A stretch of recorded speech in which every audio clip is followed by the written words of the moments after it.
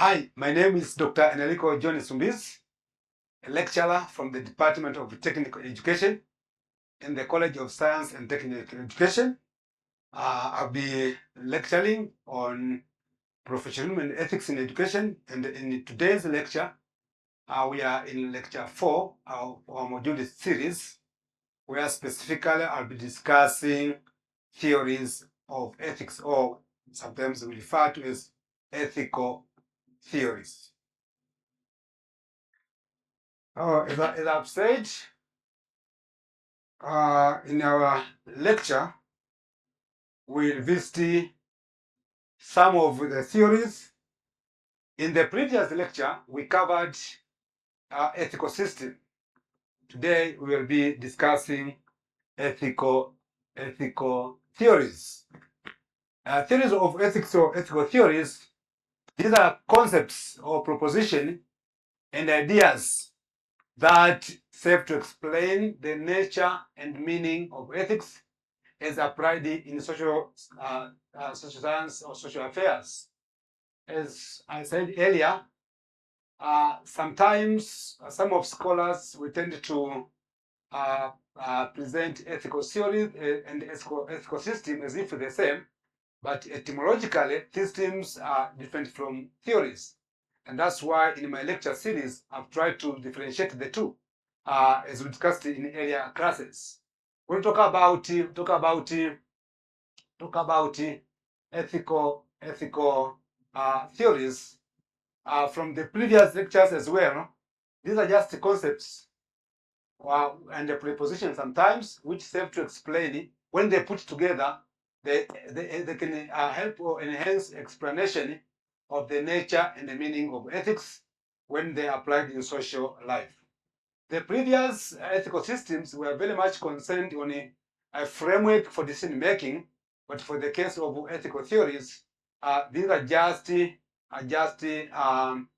guideline or some of the applied knowledge which help you to distinguish between bad and the good, or sometimes they lay foundation on how you can predict behavior and moral issues of other people you are working with them. We're very much sure that sometimes it is possible to distinguish between good and bad without having these ethical theories. But of course, it's true. Once you have knowledge on ethical theories, it will help you to improve the ability or sensitivity on determining or sensing about behavior deviance. Let's move ahead and see these ethical theories. In this lecture, on this class, we are going to divide ethical theories in two groups. We have classical and we have modern ethical theories. Under classical ethical theories, we are going to discuss almost 4 of them. The first one is Platonic ethical theories. Second one is Aristotelian ethical theories, or sometimes we call them theories of the mean. The third one is the hedonistic theory by Epicurus, and the last one will be utilitarianism theory, which is all about the concept of utility. Okay. Let's start by describing features of classical ethical theories. In classical ethical theories, all theories under classical category, they normally have these common features. First, they are normative and prescriptive in nature. In other words, they are they are built on norms and the prescription. We discussed this very much in the first lecture when we were talking about Nicomachean ethics, but we also talked about positive ethics. We talk about prescription. This is just the way of trying to live in norms as established in the group. Second feature is that they provide a framework for judging and evaluating moral dilemma. We and also discuss this moral dilemma when we are talking about values. you are faced with the two you are faced with the situation where you need to make a decision, but either of the decision you make have consequences. Therefore, we rely on the less consequent, or the choice with the less negative impact. The third one is focus on human ends and goals. They tend to focus on human ends and goals. For example, we talk about good life or eudaimonia. This, to the classical ethical theory, is something a man cannot create, but will live to strive to achieve those virtues. Also, the fourth feature is that they rely very much on reasons to discover moral truth. In other words, they tend to equate ethical or morality as something objective. But we are going to see in this sense whether it can be objective or subjective. That in this classical theories, once you are dealing with issues, they tend to emphasize on the issues of reasons, showing that human beings are rational in nature. The fourth feature is that good life is the sole goal. Good life is the sole goal of which man should live to strive. In other words, whatever you do, you are doing to achieve excellence in life, which they call it good life. But we have to take note of this one. Goodness is not about what men think. According to this classical theory, goodness is not what men think or feel. It is a standard that guides man at all times and under all circumstances. This is all about objectivity. That in other words, goodness, according to ethical theories, is something which we are striving to achieve. You cannot create it. It's there, and your struggle is how you can achieve that goodness. And this class, you all recall when we were discussing the Nicomachean ethics, on those 10 chapters, I has tried to define very much the concept of goodness, which is the sole goal of human life. Okay, let's start with the first one. Platonic theory. As I've said, under this one, under classical, we're going to discuss 4 of them. The first one is Platonic classical theory, or Platonic theory, simply. This one tends to explain that intellectual life is the only good life. In other words, whatever you achieve in life, you have to seek the intellectuality. You have to, as a good life. For that case, there's a power of knowledge. The extent to which someone is knowledgeable will also determine his ethical kind of life. In other words, they tend to attribute ignorance with the committing of vice or committing of evil. Therefore, for one to avoid evil, or for one to be upright in conduct, he must have, or she must have, enough knowledge in that particular sense. Therefore, for classroom application, if you want your student to be of moral upright, you have to teach them intellectuality, or you have to give them enough knowledge so that they can be able to differentiate between right and wrong. This is the power of knowledge according to classical theories. When humans are knowledgeable enough, they can distinguish between good and evil. And the second preliminary to this theory is that the primary duty as a teacher, whenever you are doing, you have to cultivate the student's intellectual capability. And therefore, they also believe that even to be a good leader, you must also be intellectual enough, or you must be knowledgeable enough so that you can be able to distinguish between right and wrong. Therefore, teach students intellectual subjects such as mathematics and philosophy. And then remember, in the classical era, these two causes, mathematics and philosophy, were very much prominent because they were attributed to their capability or their cognitive thinking, cognitive level of thinking. Therefore, they were taken as causes which are very much tied to one's intellectuality. And therefore, the second theory to Platonic is the Aristotle theory, or sometimes we call it a theory of the mean. And this one we're going to see two theories under the same scholar. The first is the theory of the mean. According to Aristotle, theory of the mean was a provoke, or was just a critique to the Plato, who was also his teacher. According to him, the era he lived, he observed that in the society there were so many eccentricities, deviance from the right. He saw that even those who were believed to be more intellectual were also committing vices, and therefore to him he discovered that there's no any relationship between knowledge and that moral appetite of the person to commit right or wrong, because sometimes those who are much knowledgeable, they are also commit evil. Therefore, he was trying to reject the premises or the articulation of Plato that if someone is very much knowledgeable, he is capable of avoiding evil.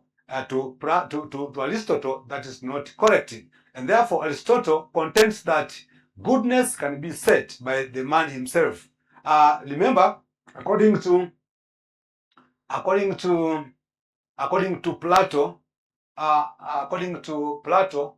Plato concept of goodness is like good is something here,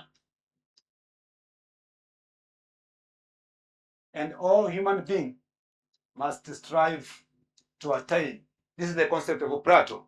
But according to so is the thinking of Plato in his theory was that goodness is something which is like in heaven, something which you are trying to fight to attain. But according to Aristotle, as a critic to Plato, said that goodness is something man can create. It's bringing earth on it's bringing heaven on earth. Therefore, according to Aristotle, man can create goodness. Therefore, it's not something one should strive for achieving, but we can create and later enjoy. And therefore, according to Aristotle, it's that there must be a point where man himself can create something which makes him to achieve that we call goodness. And therefore, Aristotle, according to him, contends that happiness is the good life, and man should strive to achieve happiness in his or her life. Let's to see where that holds. So according to Aristotle, in his experience with human life, in his experience of his contemporaries, he came to discover that there are some activities or some of the occasions of which when man engage brings happiness automatically, and therefore he arranged them down, which he termed as if they were called agents of happiness. So what is agents of happiness? These are just assortments of activities that brings happiness to men. Therefore, he sorted out from what man does in the society and identified that there are some activities which gives him the highest pleasure.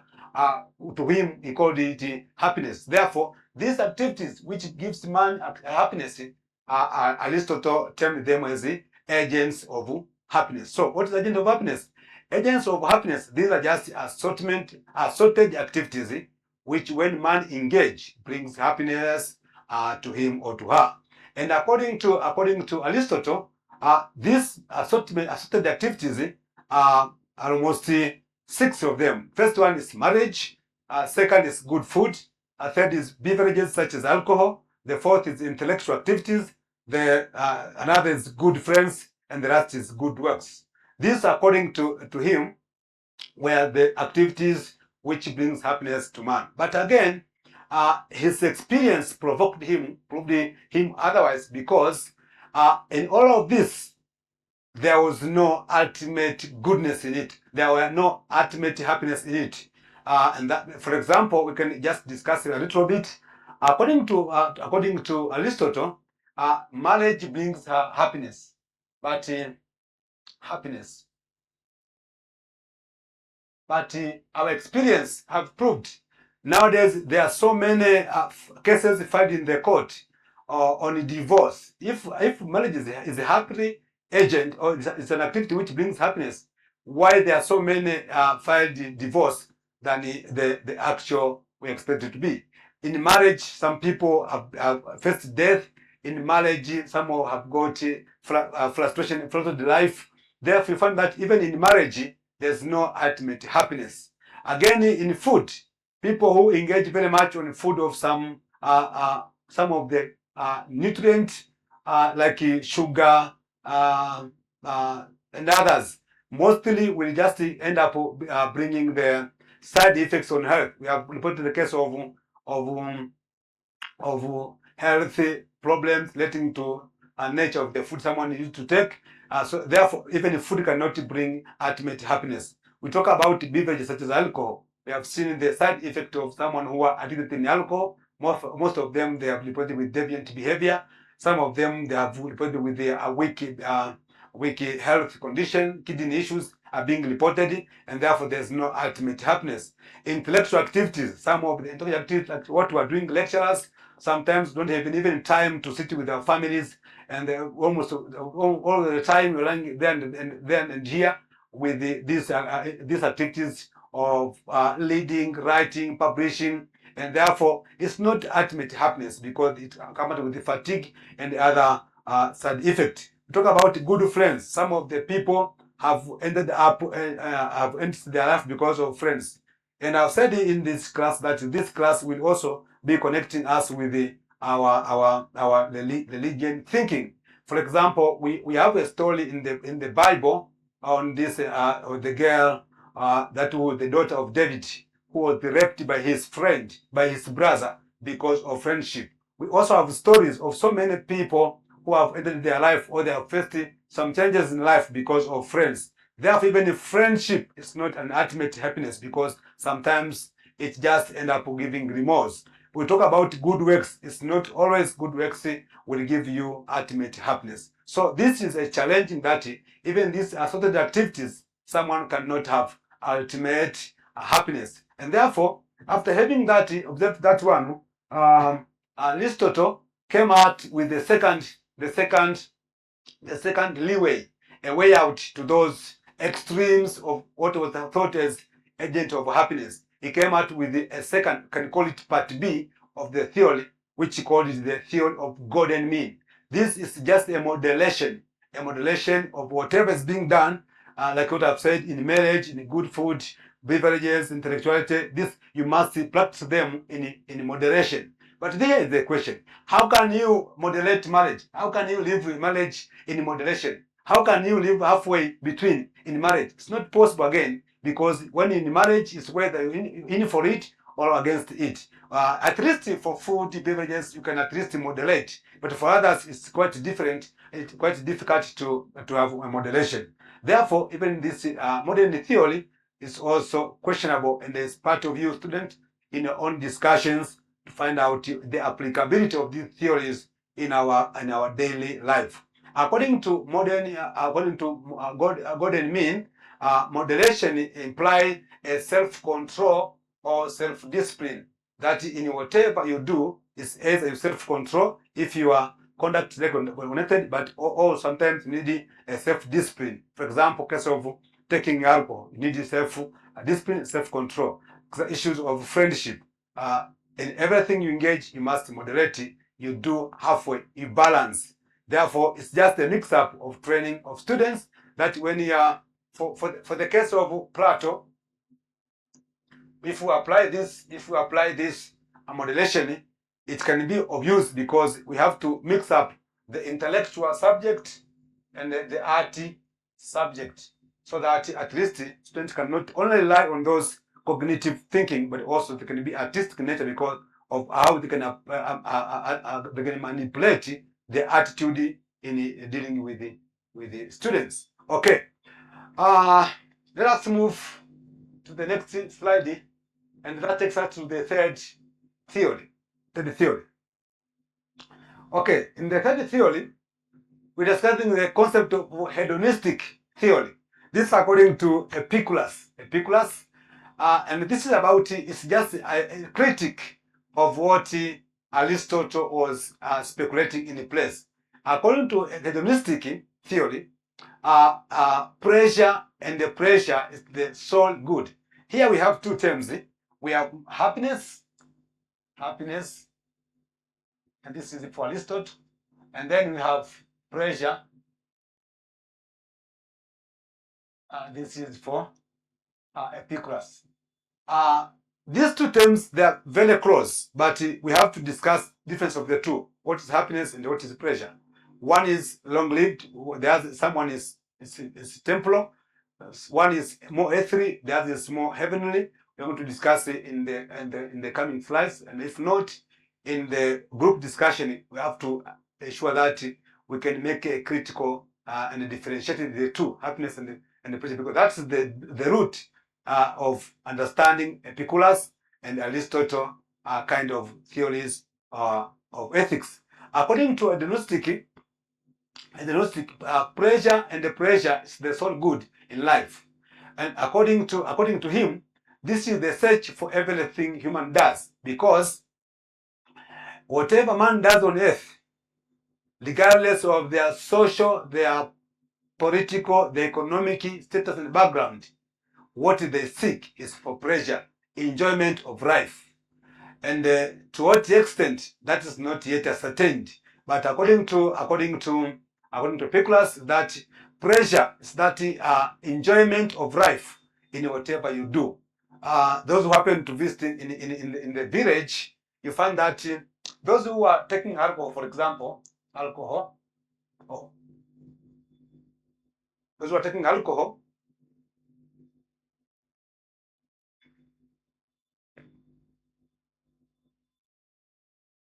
sorry,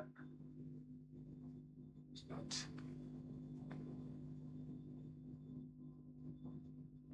It. Okay.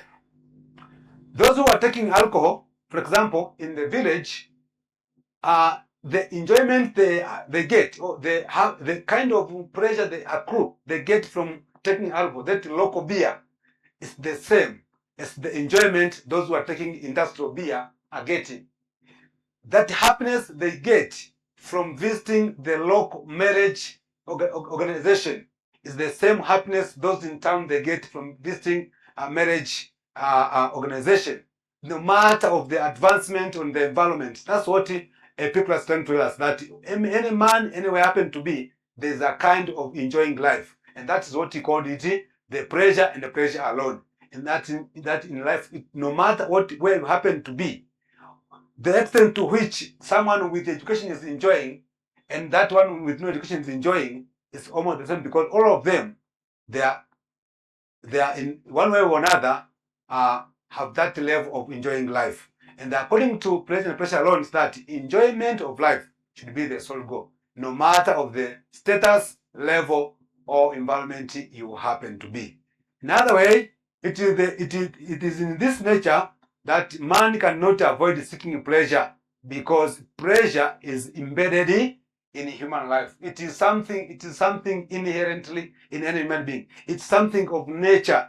Any person will sometimes, the way you feel pain, the same the way you feel pleasure in your life. So there are some activities which, when you engage, no matter of the environment and the level of education, you still feel that kind of pleasure in your emotion, and that's what hedonistic would call it. That should be the goal of life. So pleasure sought, however, should be in moderation. See, he is coming with the same line with the Aristotle, that sometimes pleasure, if not moderate, will also be extreme and therefore become addiction and become of negative consequences. Okay, nature of pleasure according to Epicurus, is that there are at least 4 types of pleasure or nature of pleasure. One is the so-called dynamic pleasure. Second, the so-called passive pleasure. Third, psychological pleasure. And the fourth is the ethical pleasure. I'll discuss, or I'll describe one of the other after the other very briefly, leaving the rest in our normal classroom discussion. Dynamic pleasure, this is kind of pleasure which is accompanied with the pain. After you engage, at the end, you will feel pain. For example, we have sex, marriage, fame, drinking. Sex will always accompany with the fatigue. If you have sex for prolonged hours, no matter enjoyment you get, but after you have done it, you will come out with the fatigue. And if not fatigue, sometimes it accompanies with the remorse. the aftermath of engaging on sex behavior sometimes gives remorse, and therefore this pleasure, however you enjoy, at the end of it brings a kind of chaos, or we call it pain. Marriage, for example, people have engaged in marriage, but they end up ending their life. They end up with the divorce, with the pain in the heart. So it's the pleasure, but also sometimes accompanied with pain. Fame, for example, fame. When you have become famous in the society, there are things of which you enjoy, yes, to be famous, but sometimes you are limited on dealing with your environment. There are some of the places you used to visit before. After being famous, you cannot visit. So it is pressure, yes, but sometimes there is pain of that one. Drinking is the same. Those who are taking alcohol whatsoever, sometimes they enjoy it for a moment, but the long run, the long lasting effect sometimes will bring pain in their life. We have passive pleasure. Passive pleasure, this is pleasure which has no pain, without pain. We have, for example, intellectual activities. It gives pleasure to be intellectual, to be someone learned, to be someone with the higher level faculty of thinking, someone with the high training, quality training. It is good. It gives you pleasure, though sometimes it denies you to be with your family for some time, but there is pleasure. The situation, for example, this is just a discussion which brings out discussion with the opposition, like what the politicians are doing. Okay, to be a politician is not a simple work, though it gives you pleasure, but sometimes enduring it or achieving it is accompanied with a lot of discussion in the oppositions, but at the same time it gives pleasure. Making good friends, okay, you enjoy for a moment, but sometimes if friends will betray you, you end up with the pain. And I'll tell you, I've talked very much in the class. We're discussing about values. I talked about the issue of friendship. It is very important when you are choosing a friend to be cautious, because most of the life of young boy or young man, or most of the life of the youth has been destroyed because of their friends.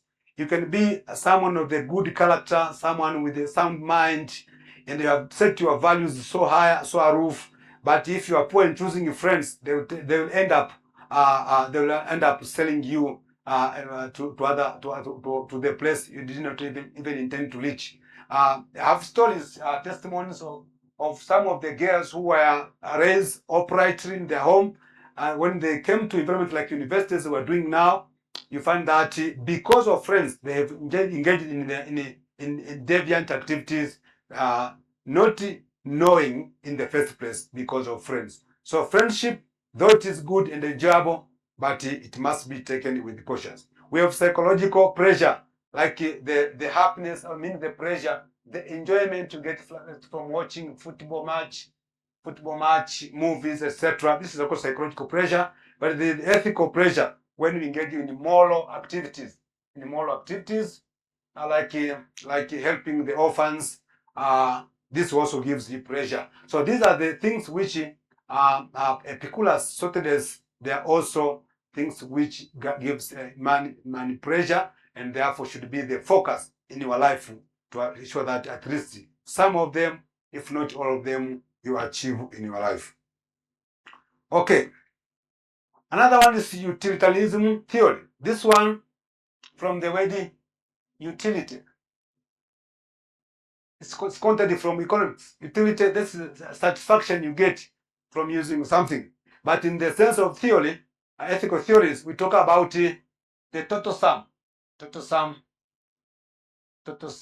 effect. Who benefit from decision? I talked this earlier. In any decision you do, you must calculate the beneficiaries. If the decision will benefit the most good number, then it is ethical. If not, it's unethical. For example, Must is an university. If it happened that they discover there's oil under the environment or the premises of Musti, and they have to extract oil, demolishing Musti University, changing the use of this land, it depends on the benefit. How many will benefit from that undertaking? So the the final effect, the result will determine actually whether it's right or wrong. Decision to go for war is also under this one, under this theory. You engage in the war because of benefit of many people. So proponent of this theory were Jeremy and John Stroud. The theory concerns not on the action intent, but when a particular act or behavior was right or wrong. So the end result will determine it. If the beneficiaries are many, then it's right and correct. Another is that the consequences is about the consequences of the action. The consequences is the sole determinant and on not the motive of the performer. So don't judge you wrong in the motive of what you are trying to do, but we judge you wrong or right based on the consequences of your action. For example, in school setting, sometimes school go for strike because of one person, equality informer. As a school leader in an organization, you can have some of the teachers or even the students who are informer to you.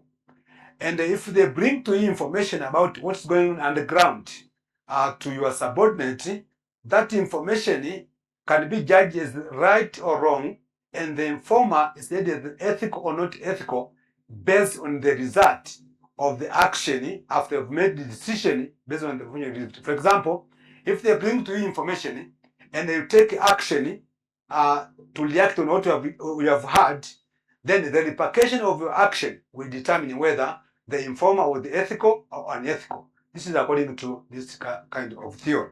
And therefore, we judge the consequences and not motive. The informer can have good motive to let the headmaster of school to be aware of what is going on, but the aftermath of the information will determine whether that action was ethical or not ethical. And out of this one, from this calculation or from this utilitarian theory, Jeremy and his contemporary came out with the so-called hedonic calculus. Those who are taking mathematics, they are aware of this concept, calculus.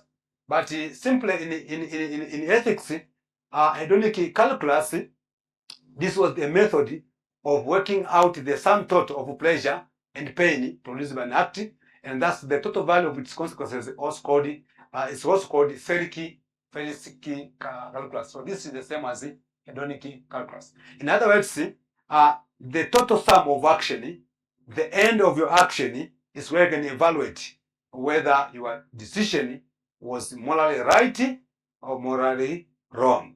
So this is just an algorithm promoted by this proponent of this theory for calculating the degree or amount of pressure that a specific action is likely to induce. How do they do it? Okay, we have this one. It has almost nine elements. The Feric hedonistic calculus. We have number one. Okay, number 2, 3, 4, 5, 6, 7. Oh, so there are 7, that's 9. Okay? So according to Feric or hedonic calculus, how do you apply this one? When you are given an issue on the table, you as a teacher or as a reader, and they want to react on the issue, you want to address it, these are principles which will guide you to strike a balance of your decision so that you maximize the consequences. The consequences not become so negative, but more positive. In other words, you have to think, when the issue is brought on the table, you have to think of its intensity. How strong is the pressure? When this is done, how strong is the pressure produced? Duration. If we get that pressure, for how long it will last? Propinquity, okay, propinquity or remoteness. How soon does the pressure occur? Will it take days, years to occur or not? Fecundity and others. So these are just cornerstone or principles that will guide you to judge or to make a decision to minimize negative consequences. So you weigh. You have so many. You have at least 7 areas to ascertain. 7 areas as a measure of your decision to minimize negative consequences. One is, I've said, the length, intensity of the pressure. If it gives pressure, for how long that will, how strong that pressure. And the other, as I've said. Let us see one exemplary case of how we can apply this hedonic or Felinsky calculus. Think of this scenario. We have two scenarios, 1 and 2. This one is very much applicable in sorting out or solving out ethical dilemma situation. You are faced with this situation where any decision you make has got consequences, and therefore these 7 principles will guide you on deciding if you are in the right track or no, because the decision will determine you are morally right or morally wrong. First scenario, I'll just discuss the first one. The second one will be done in your groups, discussing in groups. And the first one, a building is on fire, and you are the only person around there to help. You see 2 people. This is the first case. You see 2 people in the window. One of them is your father. One parameter is your father. The other is world famous scientist on the verge of the world famous scientist on the verge of saving. Who one should be saved first? That's the question. In other words, who to save? This is the dilemma. You cannot save them at once. Therefore, you must choose one. And anyone you choose, there is consequences. One is your father. Biologically, you are obliged, you are indebted, that you should at least show loyalty in any circumstances. But the second one is a scientist who is almost at the discovering of the medicine that will be used to cure cancer. Okay? Or then in your action, what will be the moral action which is guided as right in that particular situation? This one is going to discover a medicine which will cure most of the people, probably even you in the future. You can be a victim of cancer. And therefore, his practice to discover medicine is of use to the majority. But your father is just for you. And if he can extend to the neighbors at least, and a few of your siblings and your relatives. So in deciding what action to take, which will be judged as right or wrong, this is where you apply the so-called Felinsky or hedonic calculus. Saving your father, how strong is the pressure? How you feel that's pressure? Your father is rescued from fire, yet in your mind, you know that a renowned scientist is being consumed with the fire. How strong is the pressure? Duration. This pressure will last for how long? From first to how soon does the pressure occur? Of course, the scenario seems that saving all of them, either father and the doctor, will bring pressure instantly, but others will determine the decision, etc., etc. So these are the areas which you must undergo in making morally right decision. In a school setting, it happens the same. And I was one of the victims of this situation. One of the time when I was in secondary school, it happened. I was involved in one of the situation where I was about to be sacked from school. But in the meeting of staff, what rescued me is that when I was in O level, I was a bit bright, and I was a pride to every teacher in his subject, and therefore that was in deciding losing me or retaining me what could bring the pressure which at least meet more than half of the condition I've just laid before.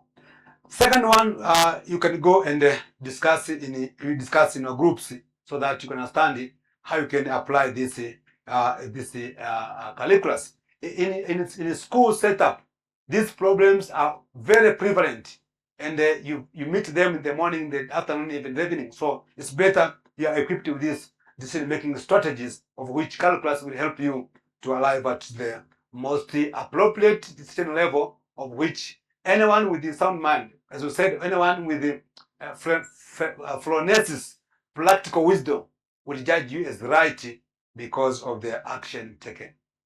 Let us come to the modern ethical theories, and I'm almost about to conclude my lecture. They are not there to oppose the classical theory. As you can see, almost 4 of the classical theories, they communicated the same, but with different scope. Plato setting good aloof.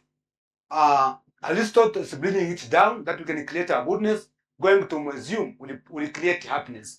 Going to visit uh, animal zoo will bring us happiness. Visiting good cities like Dubai will bring us happiness. So we can create happiness.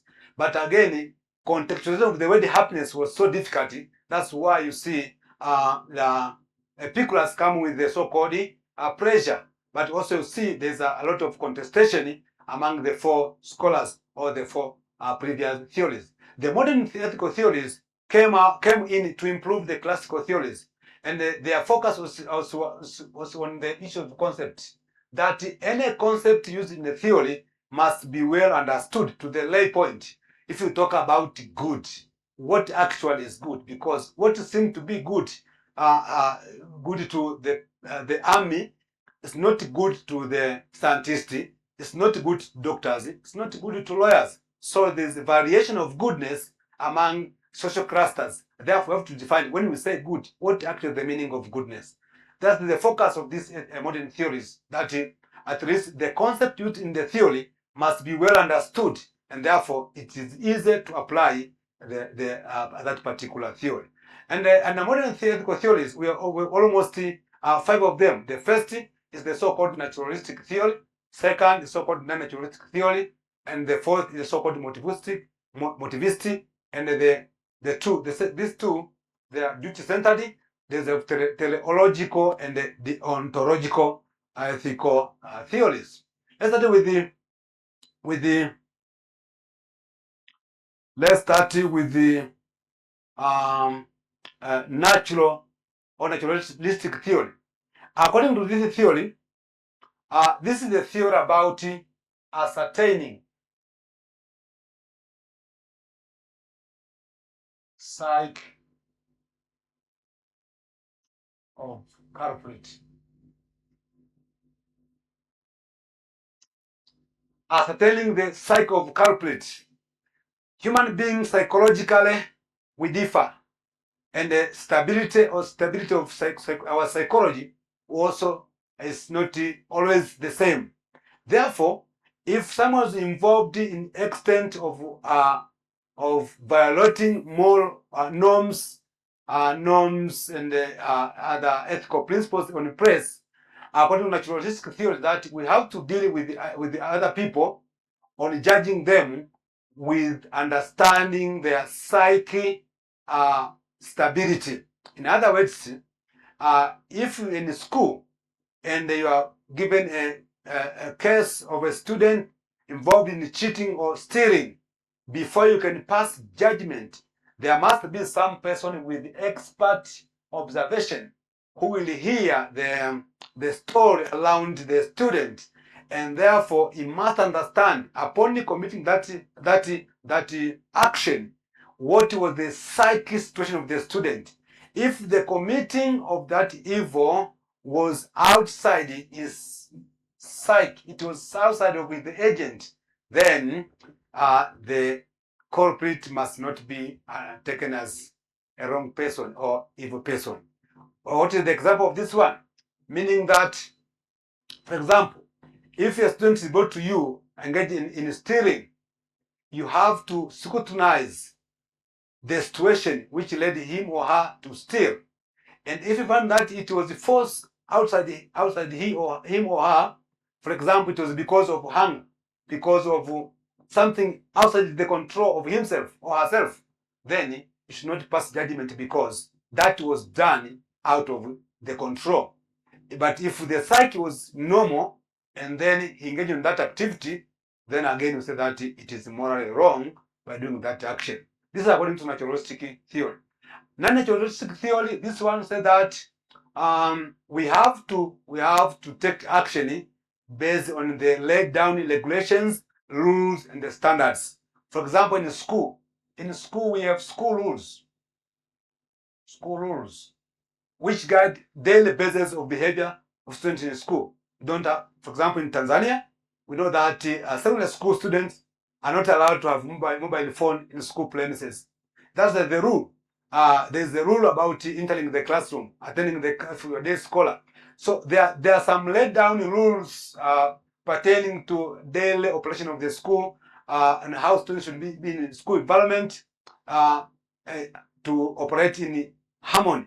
Therefore, if a student will break the rule, whether in examination, in the classroom, whatsoever, action must be taken without understanding the situation he or she was by doing that one. In other words, this one is that said that ignorance